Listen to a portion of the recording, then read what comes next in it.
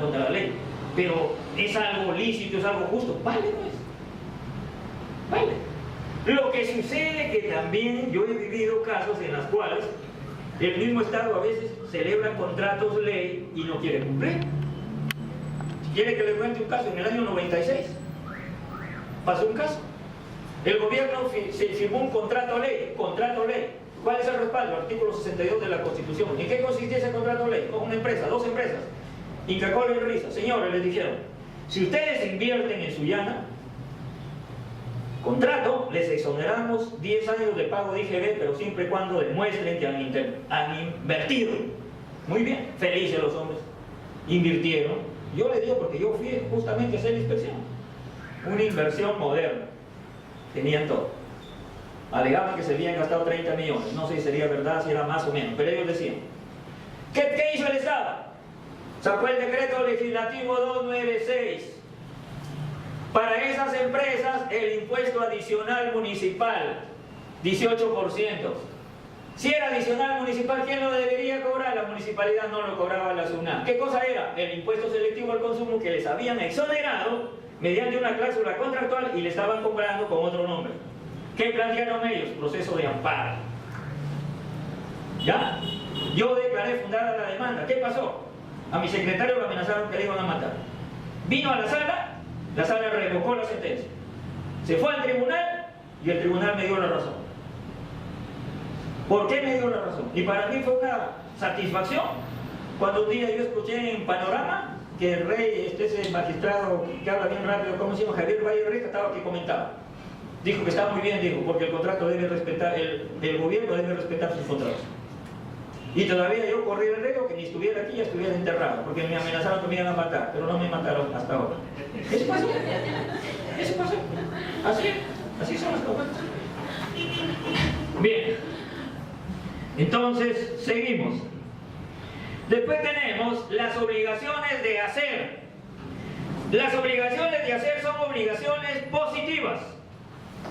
Y todos nosotros celebramos obligaciones de hacer a cada momento. Un abogado, servicio que presta, obligación de hacer. Un médico, obligación de hacer. Un ingeniero, obligación de hacer. Un mecánico, obligación de hacer.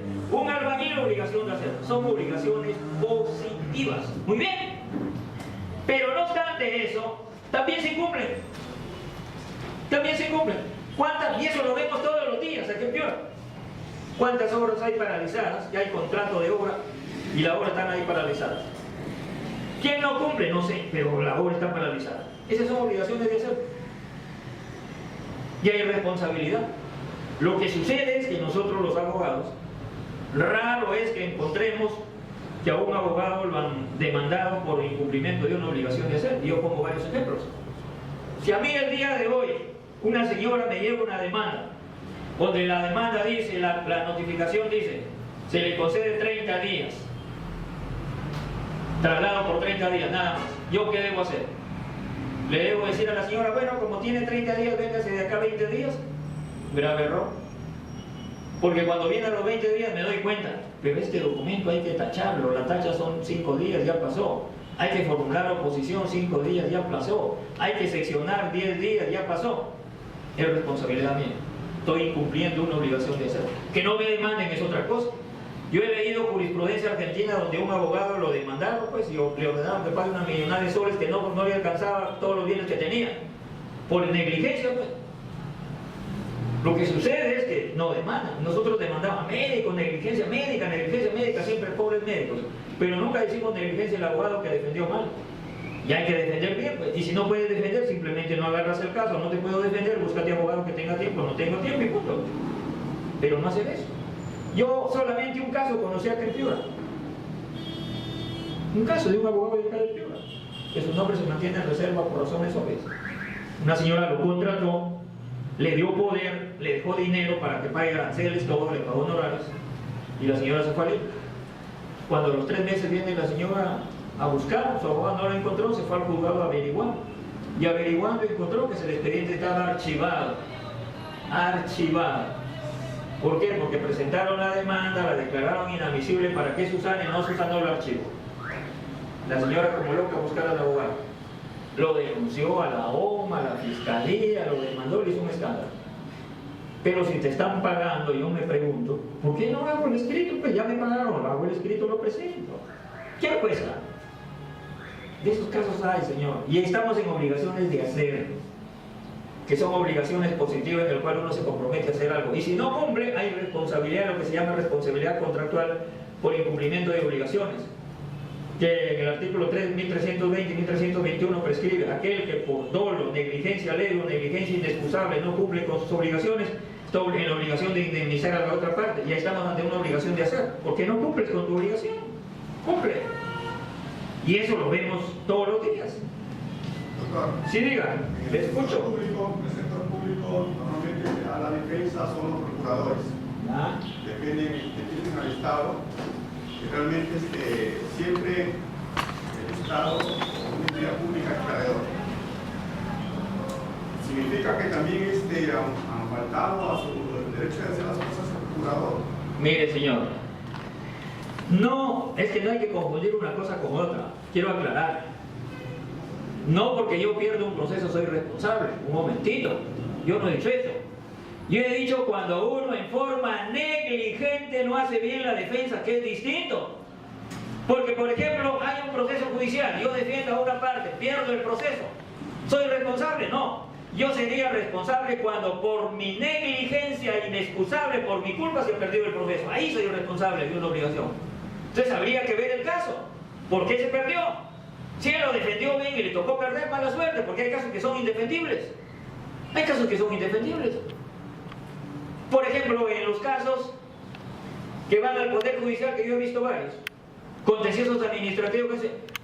falleció tu papá, tu mamá, te tocan 3 sueldos, 3 remuneraciones. Ya, ¿cuánto le da el gobierno? 150 soles. Van al juez, el juez dice, pero 50 soles no es la remuneración, son 3.000 soles, son 3 por 3, 9, dele 9. El procurador defiende, pero a él ya le dan la demanda. Entonces él dice, bueno, le han dado 150, que es el básico, lo que quiera, él argumentará. Negligencia sería cuando a él le dan para que conteste hoy día y se olvide y no contesta. Por el principio de preclusión ya no puede contestar. Ahí hay descuido, ahí hay responsabilidad, no confundir una cosa con otra. Claro, es igual que un médico. Un médico hace una operación muy bien, correcto, pero muere el paciente. ¿Qué culpa tiene el médico? La responsabilidad es si por culpa del médico, por negligencia inexcusable o dolo, lo que fuere, ahí se muere el paciente, ahí es responsable. No confundir una cosa con otra, pues. Hay que saber diferenciar. Eso hay que ver. No todos los casos que se pierden ya el abogado es responsable. Depende del caso. Si el abogado se descuidó, no defendió, dejó pasar los plazos, no apeló, ahí sí, la cosa es distinta. Pero si él usa todos los recursos, todos los escritos necesarios y pierde porque le tocó perder, porque en un proceso hay 2 partes, hay un perdedor y un ganador.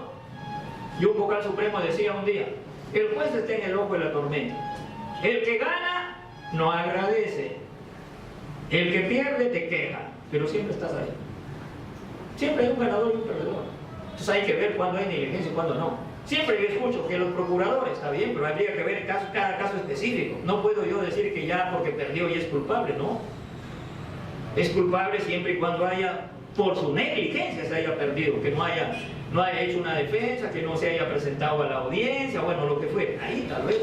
Pero si no hay nada de eso, por eso hay que ver cada caso.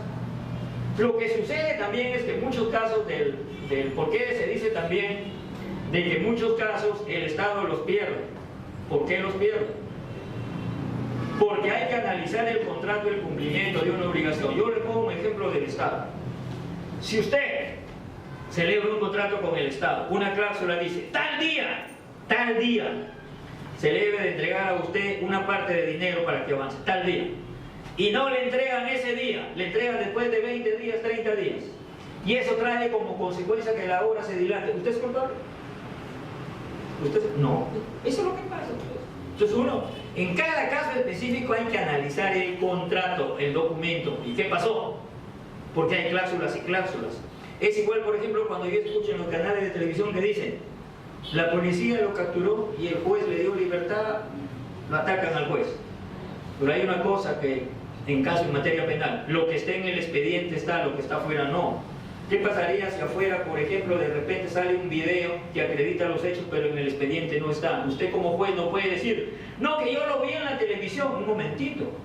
Usted tiene que resolver lo que está en el expediente. No le presentaron la prueba oportunamente, principio de preclusión. Usted no tiene la culpa, pues. Entonces, para eso no es tanto tampoco ver el caso, sino también ver el sistema que tenemos actualmente. Mejorar el sistema, que es distinto. Darle las herramientas necesarias a las autoridades, porque a veces no tienen herramientas necesarias. Yo le digo, porque yo he constatado y he oído a comisarías que con la justa tienen una computadora ahí que se la pelean todos, y váyanse a la sierra con mayor razón. Entonces no hay, a veces no avanzan, pues. Son varias circunstancias que se presentan, pero en obligaciones lo que se sanciona es la negligencia, el descuido, que dice, y negligencia inexcusable, o leve, o dolo. Por eso se sanciona. Pero si tú actúas con la diligencia ordinaria, no eres responsable, pues, aunque pierdas el proceso. Si no, pues nadie va a querer perder, siempre va a haber un perdedor. Siempre va a haber un perdedor. Y hay casos y casos y casos a cada rato uno ve, ¿no? A diario. No, que a veces también otra cosa, que nosotros vemos o leemos el periódico, pero habría que constatarlo con el expediente. Yo le converso un caso que pasó hace años, salió en el correo. Juez abusivo con pandilleros, así, desalojan a humilde mujer de su casa, así. Muy bien, eso en el periódico. En el expediente, ¿qué había? Que esa humilde mujer, que decía el periódico, le había prestado a su conviviente $30.000, habían hipotecado la casa, no pagaron un sol, el banco le remató la casa, se la adjudicó y la desalojó. ¿Dónde está el abuso? ¿Dónde está el abuso? Si tú prestas 30.000, no pagas, pierdes la casa, te la quitan.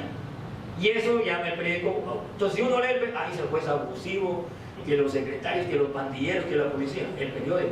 Pero el periódico no se dio el trabajo. ¿Por qué la desaloja? ¿Por qué no pagó? ¿Qué pasó? Muchas cosas lo que está en el expediente. Igual, por ejemplo, yo no puedo decir que el señor cometió un delito y el juez lo liberó. Un momentito, para yo decir eso tengo que ver el expediente. ¿Qué hay en el expediente? Porque el juez resuelve de acuerdo a lo que hay en el expediente. Esa es su obligación de él. Porque si él resuelve lo que no hay en el expediente, el juez incurre en responsabilidad. Y lamentablemente no le llega la prueba a tiempo, pues ¿qué puede hacer? Póngase que usted fuera el juez y no tiene la prueba, tiene que resolver con lo que tiene. Esas son las... Y eso se ve muchas veces porque en el Perú, usted sabe que una ley tiene dos partes. Dos partes. La parte dogmática, que es el texto de la ley, y la parte aplicativa, el presupuesto para esa ley. Ya hay muchas leyes que salen sin presupuesto. ¿Por qué cree usted que la ley laboral del trabajo no se aplica en Piura y Cienzo Llano? Porque no tiene presupuesto para implementarlo. Pero ya está la ley. Procurador es defender en juicio. Defender en juicio. Por ejemplo, yo soy procurador. Mi obligación es que a mí me entregan cuando ya han demandado al gobierno. Ya lo han demandado y me entregan para que yo defienda al Estado. Yo no decidí que le den 150 o le den 3.000. El problema no está ahí, el problema está en los responsables del titular del PRI o quién debe pagar. Porque el procurador defiende en el proceso. Pero el procurador no puede decir, no, no te defiendo porque debes darle más, no. O en todo caso, el procurador, ¿qué hace? Defiende a lo que está ahí.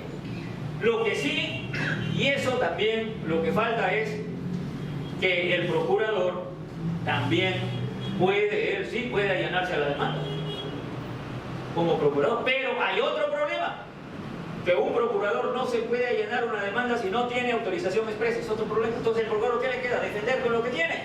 Lo ponen en problemas, ¿sabe? Pues. Pero el procurador no decide, él defiende en el proceso, pero allá administrativamente él no defiende. ¿Qué puede hacer él? Entonces el responsable no es el que defiende, el responsable es quién le debe pagar. Si hay, como usted dice, una sentencia vinculante, la asesoría legal debe decir, en estos casos deben darle a todo el que muere tanto, y punto. Ahí nace. Pero ¿por qué cree usted que va al juez? Porque ese presupuesto que está ahí lo mantienen para utilizarlo en otros gastos y esperan que demore para recién hacer el desembolso, ¿sí o no? Eso pasa, pues. Eso pasa. Pero el procurador defiende en el proceso, no interiormente. Esa función del procurador. Incluso el procurador no se puede allanar, tiene que tener autorización expresa. Y si no le... ¿Y qué pasaría si se allana y no tiene autorización? Lo denuncian. Eso pasa. Ser procurador es un cargo, incluso hay procuradores que han tenido problemas, ¿por qué? En municipalidades. Un procurador, él defiende a la municipalidad, y si el alcalde incurre en algo, su obligación es denunciarlo. Pero ¿qué ha pasado en la práctica? El procurador denuncia al alcalde, al siguiente día lo votan. ¿Por qué? Porque el alcalde lo nombra, lo votan. Estás denunciando, te votan. ¿Eso pasa, sí o no?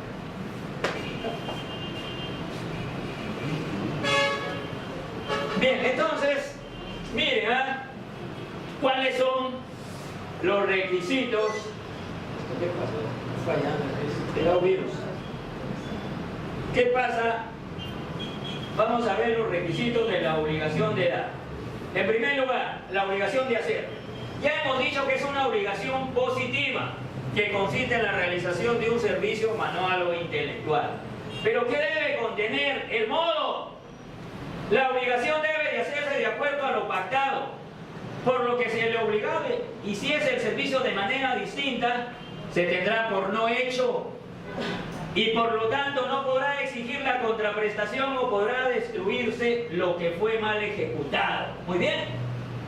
Entonces, en un contrato donde se pacta una obligación, debe de indicarse exactamente el modo, cómo se debe hacerse la obligación. El modo. Por ejemplo, que usted haga un contrato de una obligación de hacer, de obra, sería una edificación. En el contrato debe figurar cuáles son las características que debe tener la edificación, por decir 3 dormitorios, baño, oficina, lo que sea. Y si se lo hacen en forma distinta a lo pactado, no se está cumpliendo con este requisito que es el modo. Y lo más importante, el plazo. El plazo debe ser fijado por las partes y en caso de no haberse fijado será exigido por la naturaleza de la obligación o las circunstancias del caso. El acreedor puede demandar el cumplimiento cuando estime conveniente la obra, no obstante la demora, limitándose su derecho a los daños y perjuicios. Muy bien. Sin embargo, existen servicios que prestados a destiempo dejan de tener utilidad, como por ejemplo la contratación de un abogado, este es el ejemplo, para que haga una defensa y que presente la demanda cuando la acción ha prescrito o ha caducado. Entonces, si a mí me contratan para que conteste una demanda y la contesto fuera de plazo, ¿qué estoy haciendo? Incumpliendo una obligación. Soy responsable porque a mí me contrataron a tiempo. Yo no contesté a tiempo. Incluso yo pude plantear una excepción y no la planteé. Yo te pongo un ejemplo. El día de hoy llega una señora donde un abogado y le dice: mire doctor, han demandado daños y perjuicios porque mi esposo tuvo un accidente, mató a un niño. Aquí está la demanda, tienen que pagar $500,000 de soles. Defienda. Proceso de conocimiento, $500,000 de soles. Muy bien. ¿Qué dice la notificación? Traslado por 30 días. Ah, ya señora, estoy ocupado ahorita, véngase de acá 2 semanas. Cuando viene la señora 2 semanas, el abogado se da cuenta que pudo plantear la excepción de prescripción extintiva. En responsabilidad extracontractual de accidente de tránsito prescribe a los 2 años desde el día que ocurrió el hecho. ¿Cuándo ocurrió el hecho? Hace más de 2 años, ya prescribió. ¿Qué debía hacer el abogado? Entre los 10 días, excepción de prescripción extintiva, mataba el proceso y no pagaba un solo. Y como no planteó la excepción extintiva, contestó después, va a pagar los $500,000. ¿Hubo daño ahí? ¿Hubo daño? Sí. Porque si él plantea la excepción a tiempo, no paga nada, y por plantearla a destiempo, va a pagar. Porque la excepción, la prescripción extintiva, el juez no la puede decretar de oficio si no ha pedido de parte. Y la otra parte, de hecho, va a plantear la excepción de prescripción extintiva y le plantea el proceso. De ese caso estamos hablando, pues. Obligaciones de hacer. Y el plazo es fundamental en qué momento se debe hacer la obligación de hacer. Muy bien. Acá estamos hablando de la ejecución por un tercero. También hay casos en los cuales las partes convienen que la ejecución no la haga un tercero, porque confían en esa persona. Por ejemplo, alguien que se va a casar manda a hacer un vestido de novia donde un estilista famoso, un contrato, un vestido de novia. Pero la novia dice: no, yo quiero que usted haga el vestido. No, que se lo confía a un tercero, que usted lo haga, me voy a pagar. Y si no aparece en el contrato que él lo haga, lo puede hacer un tercero que trabaja con él y no pasa nada, porque él tiene un equipo. Entonces, todo se resume en la forma como se ha redactado el contrato. Ahí se resume todo. Entonces, es importante siempre en obligaciones tener en cuenta lo pactado. ¿Cuál es lo pactado? No se olviden que el pacta sunt servanda, en doctrina dice que lo pactado es ley para las partes. Pacta sunt servanda, eso define el contrato. Y si en el contrato está claramente, hay que cumplir con lo que está pactado. Porque también, otra cosa, y de ahí viene lo que se llama la ejecución forzada. La ejecución forzada, ya he dicho que los procesos de ejecución, cuando el título aparece en ejecución o cuando el título no aparece en ejecución, te vas por la llamada acción causal o proceso de comisión, que es un proceso más largo. Pero en ambos casos, si se trata de un proceso de comisión, cuando hay sentencia ya puedes iniciar la ejecución forzada. Pero cuando el juez expide un mandato ejecutivo, ¿qué va a solicitar? Va a pedir, va a señalar qué permite al acreedor, qué puede hacer el acreedor. Puede hacer, si quiere, exigir al deudor la ejecución forzada. ¿Ya? Exigir ejecución, salvo que ello implique la violencia, lo que no está permitido. ¿Qué más puede exigir? Que la prestación sea ejecutada por un tercero, es decir, por una persona distinta al deudor, salvo que se trate de una ejecución personalísima, o dejar sin efecto la obligación. Y para demandar por la vía ejecutiva se necesitan los siguientes presupuestos: acreedor legítimo, obligación exigible, que es lo principal, y que la acción ejecutiva no haya prescrito. La acción ejecutiva prescribe a los 3 años, por si acaso. Muy bien, entonces estamos ante una obligación de hacer. Muy bien, y en esta obligación de hacer se presenta la particularidad. Pongo un ejemplo. Yo mando a construir una casa, contrato, obligación de hacer. Resulta que ya he pagado el 50% y el señor no avanza. Entonces yo digo, voy a demandar que cumpla con la obligación que lo haga. Pero ya tengo duda. Digo, si el juez le va a exigir que lo haga, de repente lo va a hacer mal. No confío. Que lo haga un tercero. Un tercero, no él. O en todo caso, si ya no quiere eso, se deje sin efecto la obligación y que me pague los daños y perjuicios. Es decir, tengo para escoger. Eso sucede en las obligaciones de hacer. Después tenemos las llamadas obligaciones de no hacer. Las llamadas obligaciones de no hacer son obligaciones negativas.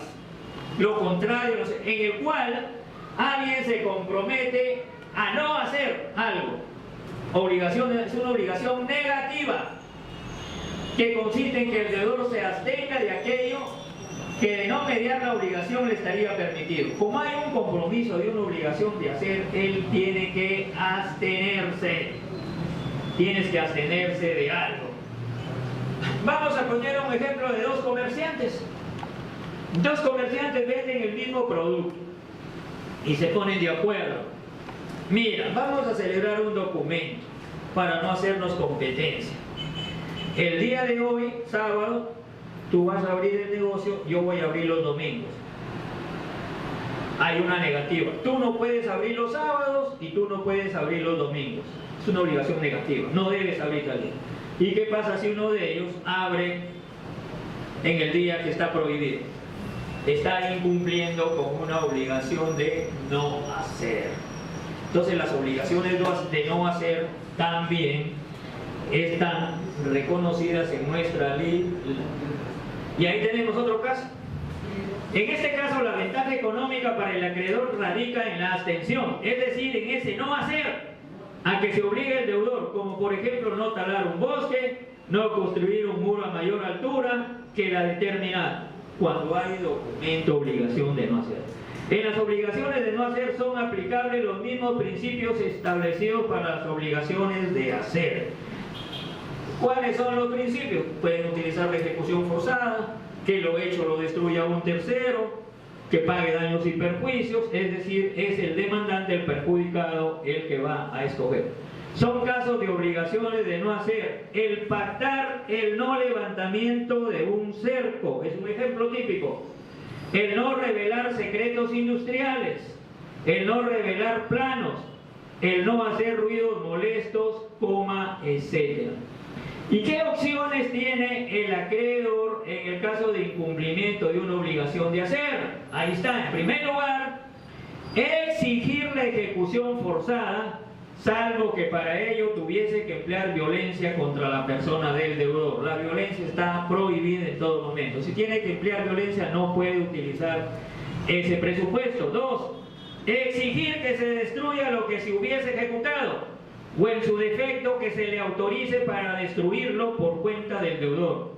Y tercero, dejar sin efecto la obligación. En cualquiera de los casos el acreedor tiene derecho a exigir pago correspondiente de la indemnización de daños y perjuicios. Miren, estamos en una obligación de no hacer. Después tenemos las llamadas obligaciones alternativas. La obligación alternativa es aquella en la que el deudor se obliga a cumplir una y nada más que una obligación de las varias prestaciones incluidas en el título de la obligación. El deudor tiene el derecho a liberarse de la obligación realizando solamente una de las prestaciones.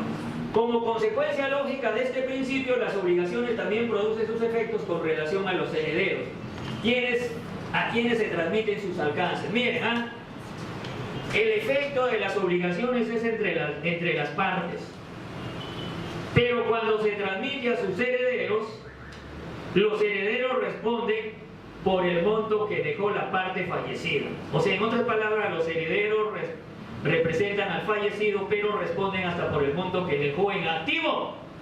Porque puede ser que el fallecido tenga un montón de deudas, pero no dejó nada. Los herederos no tienen por qué responder. No dejó nada, mala suerte, pues. Es por eso que cuando uno solicita un crédito, lo primero que averiguan que tenga bienes. Porque dicen, bueno, aunque fallezca, los bienes responden. Ahora se está utilizando lo que se llama el seguro de desgravamen. Y eso es bueno.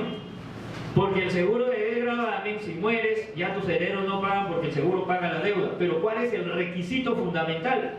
Que estés al día en las cuotas. Yo he visto casos en los cuales una señora en el juzgado lloraba, porque el seguro de desgravamen no le cubría su casa. ¿Por qué no le cubría? Porque estaba atrasada en las cuotas. El seguro cubre que estés al día, puntual. Entonces, si tú quieres no dejar problemas a tus hijos cuando debas, hay un seguro de desgravamen, paga puntualmente. Si mueres, felices tus hijos porque ya no pagan. Pero si te atrasas, le ejecutan los bienes que dejes. Eso es lo que hay que aclarar acá en lo que se refiere a eso, a efecto de las obligaciones. El efecto es que es entre partes. Pero si una parte muere, sus herederos reemplazan, pero responden por lo que dejó. Si no dejó. Ahora, si el que muere es el acreedor, ni hablar, los herederos ahí sí pues cobran al deudor, porque a ellos les corresponde la herencia y ellos están heredando una deuda que le tengan al fallecido. Están cobrando, la cosa es distinta. Si muere el acreedor, sus herederos van a exigir que le paguen todo, pues no. Ahora, ¿qué pasa si muere el acreedor y muere el deudor? Los herederos del acreedor van a demandar a los herederos del deudor, pero los herederos del deudor responden solamente hasta el monto recibido, nada más. Esas son las figuras que se presentan en cuanto a los efectos de las obligaciones. Y ahí está lo que dice transmisión de las obligaciones a los herederos. Y ahí está el artículo incluso del Código Civil que precisa que la obligación se transmite a los herederos salvo que sea inherente a la persona, lo prohíbe la ley o pacto en contrario. Es decir, que en estos casos los herederos responden únicamente hasta donde alcance los bienes de la herencia.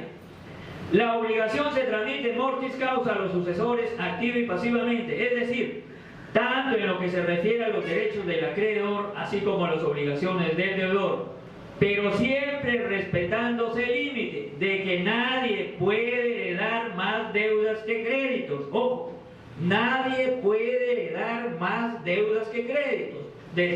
Más deudas que créditos. ¿Cómo es eso? En la práctica se da, así se da, porque muchas personas reciben un pequeño patrimonio y las deudas superan ese patrimonio. De acuerdo a esta regla, ellos responden por ese poquito que recibieron. El resto, el acreedor tendrá que castigarlo, ya verá lo que hace, pero no pueden responder. Porque si no, pues, ¿qué pasaría? Un padre se endeuda, se muere y después sus hijos van a tener que pagar todas las obligaciones si no les dejó nada. De repente los hijos trabajan y tienen bienes de su peculio de ellos. No, no es justo, pues. No es justo, por ejemplo, que yo me endeude, no deje bienes y mis hijos tienen sus bienes de ellos. Y que cuando yo muera les cobren a mis hijos, si ellos no deben. Yo no les he dejado nada. Entonces ahí se aplica esta regla. Ahí se aplica esta regla. Otro de los efectos de las obligaciones es autorizar al acreedor para exigir el cumplimiento de las obligaciones. Son derechos naturales del titular de un crédito el exigir el cumplimiento de la obligación y demandar judicialmente en caso de incumplimiento. Y el efecto de las obligaciones las encontramos en el artículo 1219 del Código Civil, que vamos a explicar brevemente. Primer efecto, autorizar al acreedor para emplear las medidas legales a fin de que el deudor procure aquello que está obligado. Es decir, que el acreedor puede recurrir a la ejecución forzada tanto en una obligación de dar, de hacer, de no hacer, siempre y cuando la obligación de dar no hubiese desaparecido y se trate de un bien no fungible. Muy bien, entonces, primer efecto, cuando el Código prescribe autorizar al acreedor a emplear las medidas legales a fin de que el deudor procure aquello que está obligado, significa que el acreedor tiene el derecho de iniciar las acciones legales pertinentes con la finalidad de que el deudor cumpla con la obligación. El segundo efecto, autorizar al acreedor para procurarse la prestación o hacérsela procurar por otro a costa del deudor. Es decir, que en el caso de no poder obtener el cumplimiento directo, puede obtenerse indirectamente por medio de un tercero. El incumplimiento del deudor da lugar a que el acreedor opte a su libre arbitrio o por la realización de la prestación por un tercero o por exigir el pago de la indemnización de daños y perjuicios. ¿Cómo es esto? ¿Cómo funciona esto? Esto se concatena con lo que está más adelante, que se llama la acción subrogatoria u oblicua. La acción subrogatoria u oblicua es otro de los efectos de las obligaciones, es el llamado triángulo. El triángulo. ¿Cómo es eso? El señor me debe a mí un dinero, él me debe, pero él no tiene plata. Y resulta que la señorita que está ahí al lado de él le debe a él. Yo, como acreedor de él, la puedo demandar a ella. Ella a mí no me debe, pero él me debe y ella le debe a él. Yo hago la acción subrogatoria oblicua, consiste en yo la demando a ella para que ella le pague a él y con eso me cobra. Y ahí hay lo que se conoce la legitimidad extraordinaria. Pero yo, para que mi demanda no rebote en el Poder Judicial, tengo que decir que estoy haciendo uso de la acción subrogatoria u oblicua. Si yo no lo hago, me pueden plantear la excepción de falta de legitimidad y el proceso concluye. Entonces yo tengo que decir, un momentito, aquí estamos ante una legitimidad extraordinaria, porque yo estoy haciendo uso de la acción subrogatoria oblicua, yo demando a la señorita para que le pague a él y él con ese dinero me pague mi acreencia, la emplazo a ella y él que se le notifique a él. Otro ejemplo, el señor me debe, no me quiere pagar, pero tiene que recibir una herencia. ¿Quién es el llamado a recibir herencia? A reclamarla él. Pero yo puedo hacer uso de la acción subrogatoria oblicua, demandar para que le entreguen la herencia a él y con eso me pague. Ese es otro de los efectos de las obligaciones cuando dice hacérsela procurar. Además de eso, puede obtener del deudor la indemnización correspondiente. Las obligaciones deben ejecutarse en la forma natural, es decir, conforme se ha pactado. Sin embargo, ante la imposibilidad que la prestación se cumpla en la forma pactada, en forma voluntaria por el deudor o por la ejecución forzada o por la intervención de un tercero, en estos casos sobreviene en la indemnización. Es decir, yo tengo como última salida poder, esto es lo que yo les decía, la acción subrogatoria oblicua, la llamada acción subrogatoria oblicua. Bueno, eso ya está. Bueno, creo que descansamos y nos vemos de aquí a las 4, ¿está bien? Sí, está bien. Porque eso falta todavía.